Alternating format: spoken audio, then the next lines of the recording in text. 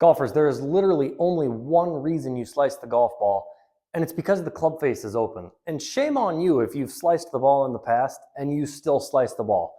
I'm going to talk about 3 different ways we can go about closing the club face and forever get rid of that slice. Now, I know that there's an element of club path that plays a role in the way the ball curves, right? This video is going to be solely about closing the club face. If you can get the club face closed, you will not slice the ball. You may pull the ball, but you will not slice the ball. Now, Hank Haney was Tiger's old swing coach. He used to say you can go from slicing the ball to hooking the ball to playing good golf, or you can go from hooking the ball to playing good golf. But nobody goes from slicing the ball to playing good golf. And I tend to agree with him on this statement. Every really good player at some point in their career, it seems like they've fought a hook, or at the very least, they've known how to close the face and hit a draw. And if you're someone who doesn't know how to do that, I think your ceiling is capped as a golfer. So again, we're going to talk about 3 different ways you can go about closing the face. The last way we talk about is overlooked a little bit. But the first way, the easiest way to start closing the face in your swing and get rid of the slice is simply with your grip. So let me explain sort of what this means. If I took both hands and I rotated them as far to the left as I could, I would start to put the club more in this position. Now, if I asked that golfer to close the face, if I tried to close the face, I would not be able to. You can see I can barely twist that magnet down. Now, if I go back down and I rotate my hands all the way to the trail side and I grab the club and bring it back up again, well, now I have all of this leverage, all this ability to close this face almost ridiculous amounts, right? So the more I twist my hands to the trail side, the easier it's going to be to close the face. Well, very simply put, if you're a player who's really good at maintaining your wrist angles, meaning you don't do anything crazy up at the top, really easy way to get the club face in a more closed position, just take both hands and rotate them to the trail side. Now, a lot of people will call this a stronger grip. I prefer to use the term a more closed face grip because I think a lot of people, when they hear stronger, they just squeeze it tighter, right? So a more closed face grip will allow you the ability to close the face more, hence the name, right?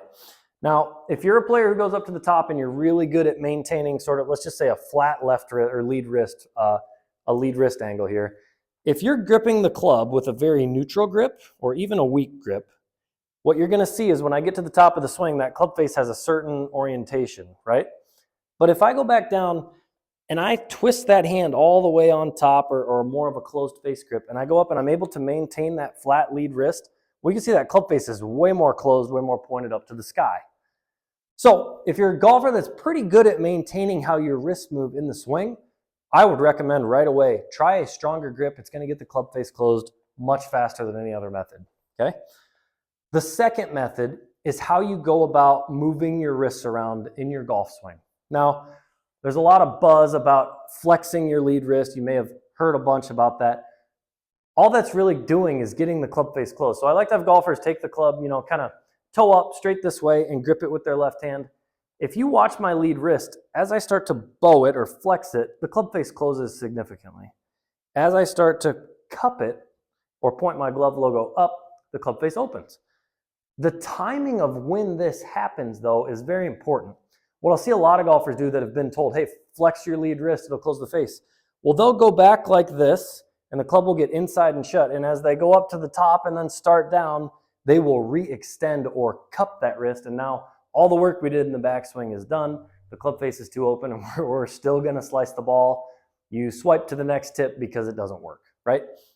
So what do we actually need to do? Well, we need to practice going to the top and then start that act of closing the face with our lead wrist. So what I like to do, I don't have a glove on, but pretend there's a glove on my hand. What I'm going to try and do is go up to the top, and I'm going to try and point my glove logo at the camera as I start down.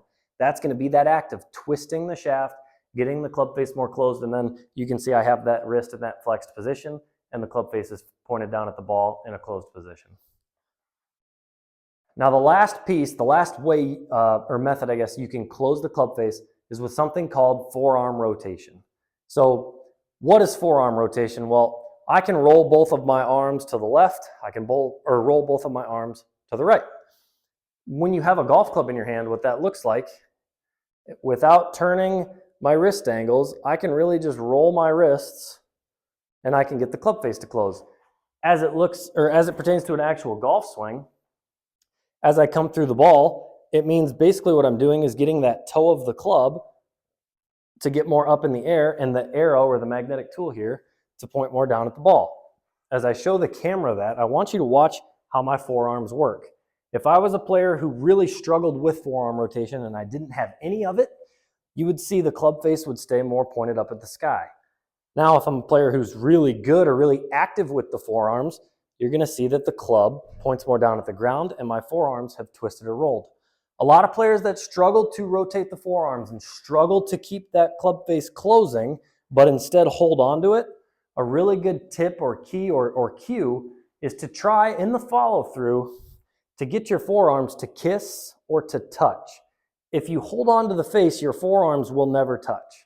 But if you allow them to roll, your forearms can actually touch a little bit after impact. So what that looks like, again, if I hold on to that face angle, my forearms will never touch and the face will point to the sky. Well, if I'm able to do a really good job of rolling those forearms and getting the toe of the club up and the club face more shut, well, I can actually get those forearms to touch, as you see there. So if you still slice the ball, try these 3 things. They're going to help you out. Thanks for watching.